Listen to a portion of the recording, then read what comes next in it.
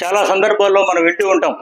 ఉదయాన్నే కొంతమందికి heart attack వచ్చిందని, ఉదయాన్నే బ్రెయిన్ స్ట్రోక్ వచ్చి పెరాలసిస్కి గురయ్యారని, అలాగే కళ్ళు తిరిగి పడిపోయి హెడ్ ఇంజరీస్ కానివ్వండి, ఫ్రాక్చర్స్ అయ్యి ప్రమాదకర పరిస్థితిలో చేరారని చెప్పి మనం వింటూ ఉంటాం.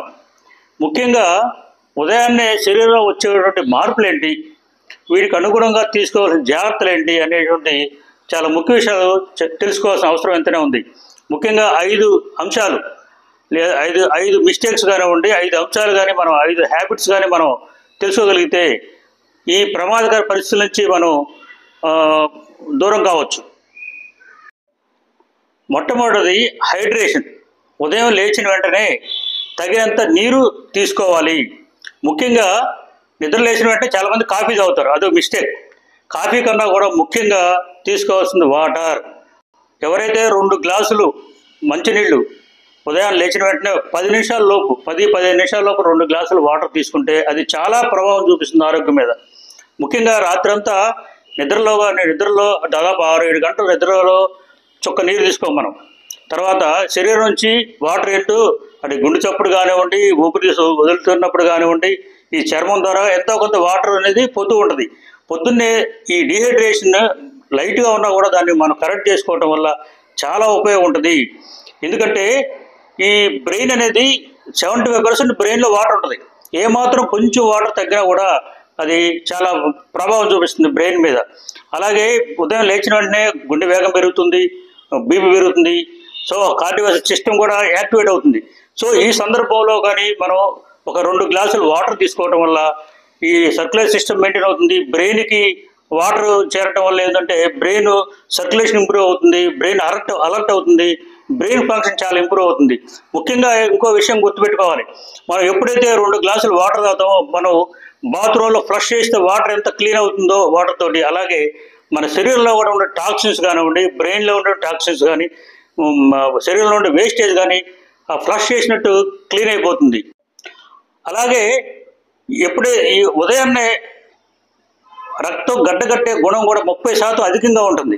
కాబట్టి ఎందుకంటే ఆ వయసులో 60 ఏళ్ళు 70 ఏళ్ళ వయసులో ఈ గుండె జబ్బులు కానివ్వండి, డయాబెటీస్ కానివ్వండి, హైపర్ టెన్షన్ ఇలాంటి ప్రాబ్లమ్స్తో గురయ్యే అవకాశాలు ఉంటాయి. కాబట్టి రక్తం గడ్డగట్టే గుణం కూడా మార్నింగ్ 30% ఎక్కువ ఉంటుంది. కాబట్టి మనం 2 గ్లాసులు వాటర్ తీసుకోవడం వల్ల రక్తం పలసబడుతుంది, అలాగే బ్రెయిన్ సర్క్యులేషన్ ఇంప్రూవ్ అవుతుంది, కార్డియోవాస్కులర్ సిస్టమ్ ఇంప్రూవ్ అవుతుంది. కాబట్టి ఈ స్ట్రోక్స్ కానివ్వండి, హార్ట్ సంబంధించిన వ్యాధులు వచ్చే అవకాశం కూడా మనం తగ్గించే అవకాశం ఉంది. కాబట్టి 2 గ్లాసులు అనేది చాలా ఇంపార్టెంట్. చిన్న విషయం అనుకుంటారు కానీ ఇది ఆరోగ్యం మీద చాలా ప్రభావం చూపిస్తుంది. ఆ 2 గ్లాసులు వాటర్ అనేది గోరువెచ్చని నీళ్ళు తీసుకోవాలి, అలాగే చిన్నగా నిదానంగా తీసుకోవాలి, తర్వాత కూలింగ్ వాటర్ తీసుకోవడం చెప్పి. సో ప్రతి ఒక్కరూ దీన్ని ఈ నియమాన్ని అందరూ పాటిస్తే చాలా ఉపయోగం అని చెప్పి తెలుసుకోవాలి. రెండో అంశము తొందరగా బెడ్ మీద నుంచి లేచి నిలబడటం. ఉదయాన్నే నిద్ర లేచినప్పుడు అంటే 60 సంవత్సరాలు కానీ 70 సంవత్సరాల వయసులో కానివ్వండి, ముఖ్యంగా ఆ వయసులో షుగరు, బీపీ, ఇతర గుండె సంబంధించిన వ్యాధులు, ఇలాంటి ప్రాబ్లమ్స్కి హై కొలెస్ట్రాల్ ఇలాంటి ప్రాబ్లమ్స్ ఉండే అవకాశాలు ఉంటాయి. కాబట్టి సడన్గా, ఎందుకంటే బెడ్ మీద పడుకున్నప్పుడు బీపీ ఒక రకంగా ఉంటుంది, నిలబడిన వెంటనే బీపీ పెరగాలి.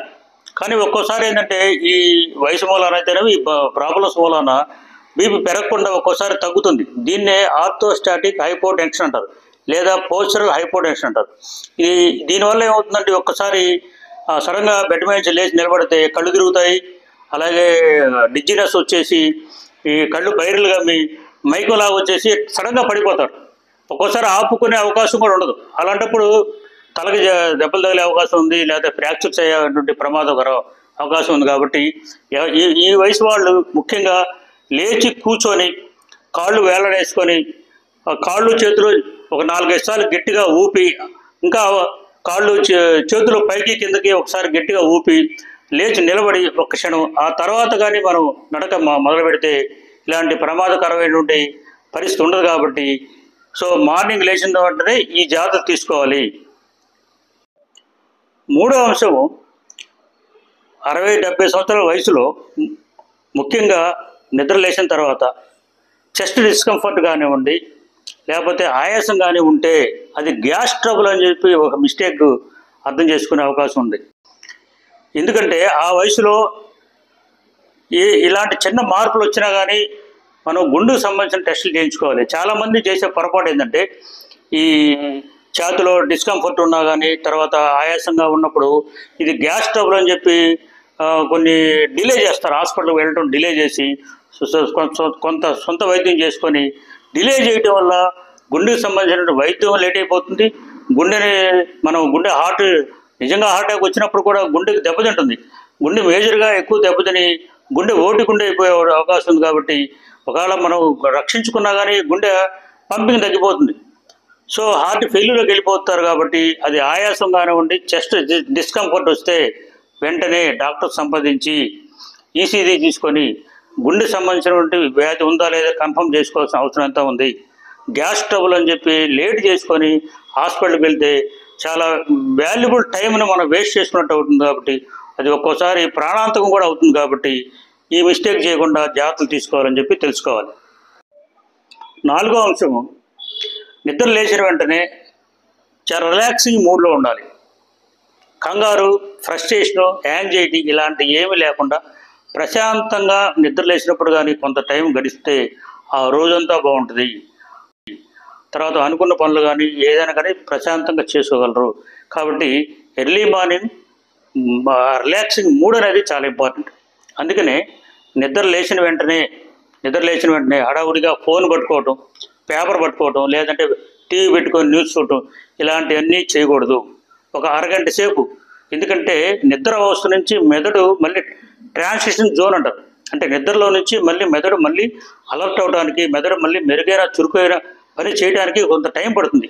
ఈ టైంలో మనం నెగటివ్ న్యూస్ కానివ్వండి, నెగటివ్ థాట్స్ కానివ్వండి, నెగటివ్ ఆలోచనలు కానీ మనకి వస్తే ఆ రోజంతా కూడా అది ప్రభావం చూపిస్తుంది. కాబట్టి ఎప్పుడు కూడా ఫస్ట్ మనం నిద్ర లేచిన తర్వాత పాజిటివ్గా ఒక మంచిగా మొదలవ్వాలి అని చెప్పి కోరుకోవాలి. కాబట్టి ముఖ్యంగా ఎందుకంటే హడావుడిగా ఫోన్ చూసినప్పుడు వాట్సాప్లు కానివ్వండి, ఈమెయిల్స్ కానివ్వండి, ఏదో ఒక నెగటివ్ న్యూస్ మనం చూసినప్పుడు అది మనసుకి ఆందోళన కలిగించి అది ఎందుకంటే మార్నింగ్ మనకి నిద్ర లేచినప్పుడే కొంచెం బీపీ పెరుగుతుంది. అలాగే శరీరంలో కార్టిజాల్ హై కాన్సన్ట్రేషన్ ఉంటుంది. కాబట్టి ఇవన్నీ యాంగ్జైటీ ఇవన్నీ కూడా పర్యవసానాలు వేరే విధంగా ఉండేవి. కాబట్టి మనం ప్రశాంతత కోసం రిలాక్సింగ్ మూడ్ ఉండాలంటే అరగంట వరకు ఎందుకంటే ఈ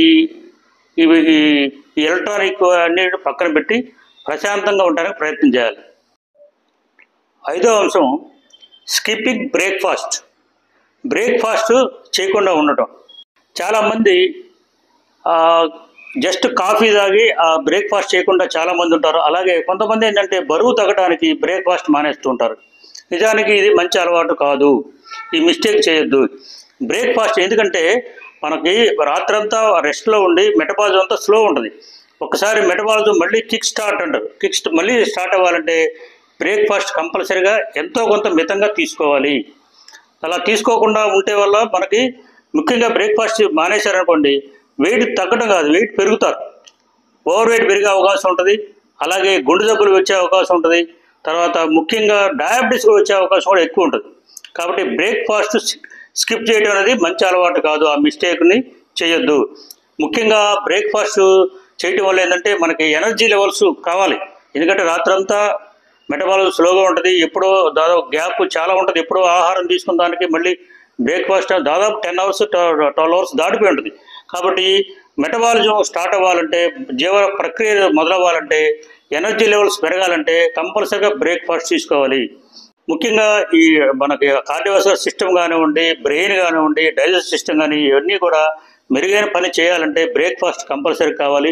ముఖ్యంగా బ్రేక్ఫాస్ట్లో ప్రోటీన్లు సమృద్ధిగా ఉండేట్టు చూసుకోవాలి. అలాగే ఫైబర్ డైటు, తర్వాత విటమిన్లు, ఫ్రూట్స్ కానివ్వండి, తర్వాత కాంప్లెక్స్ కార్బోహైడ్రేట్స్, ఈ హెల్తీ ఫ్యాట్స్ ఉండేట్టు చూసుకొని మితంగా సరే బ్రేక్ఫాస్ట్ తీసుకొని అది ఆ రోజును ప్రారంభించాలని చెప్పి తెలుసుకోవాలి.